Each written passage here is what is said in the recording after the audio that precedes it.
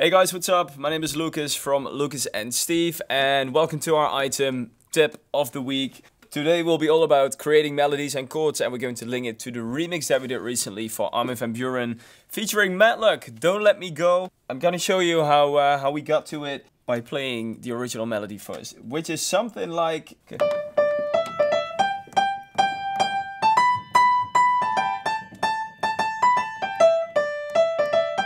something like that. Usually when we create a remix, we just pick the elements that we like of the original melody, start messing around with it a little bit, and just see what we get to. Another good way is just to get on the original track, play the a cappella, and then just see what comes to mind. If you want to get a hold of things and you want to do things fast, it could be a good idea to just start playing the chords of the original, because then you know you're in key for the a cappella, for the vocal of the track. Armin starts this remix with these chords. He starts with a bass note in B, goes to C, and from G he goes up to D. We're going to start the same way. Just see what happens. That's what I did back then. That's a way of doing it. You could also go the other way.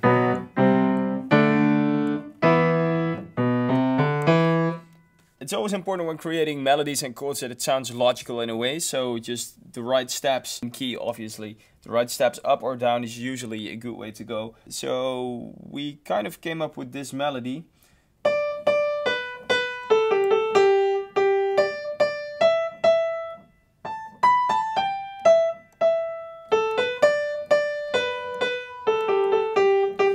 Of course we took the same key as the original, so then if you play it in key and go choose some chords, if you use the original chords by Armin, it will be something like this.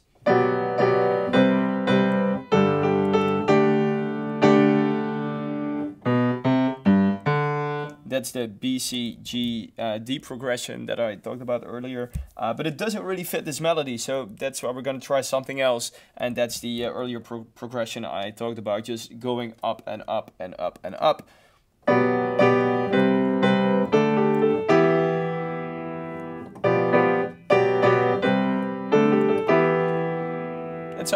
That sounds logical, doesn't it? Second time, if you progress throughout the track, we're gonna go for something a little bit different, and it can usually help a lot to just repeat something with the same rhythm, but then more on the higher notes, which could be.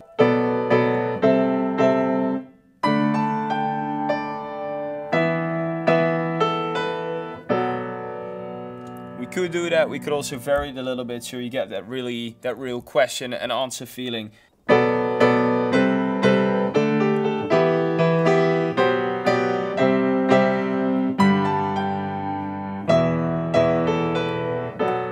That sounds like a complete melody, right? We always like when we create melodies and chords to have, it should be like a circle.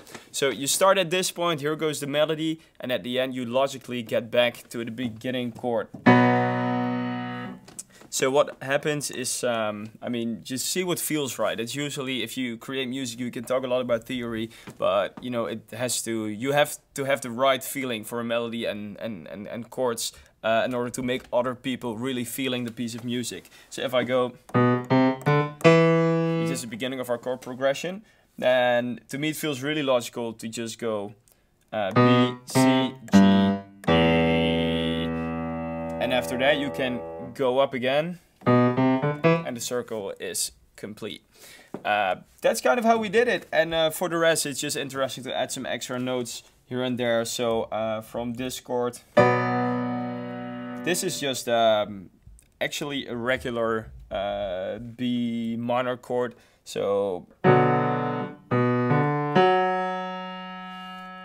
what I do here is just the middle note, the terts actually the third note in the chord is it's like 3 semitones up.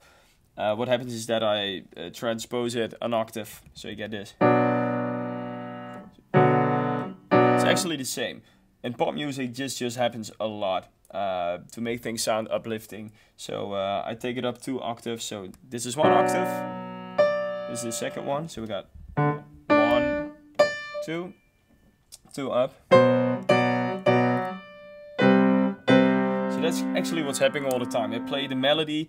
I play that with the right hand and with the left hand. I play the bass notes and some other notes, but in total it will sound like a chord.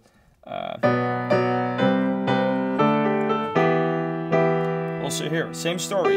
This is the actual chord, but I play this one here. Do you get the difference?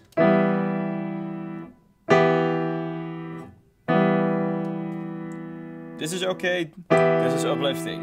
And with my thumb, I'm actually just playing the same note as the bass note, but then an octave up. So that's actually what I'm doing all the time when creating chords and melodies.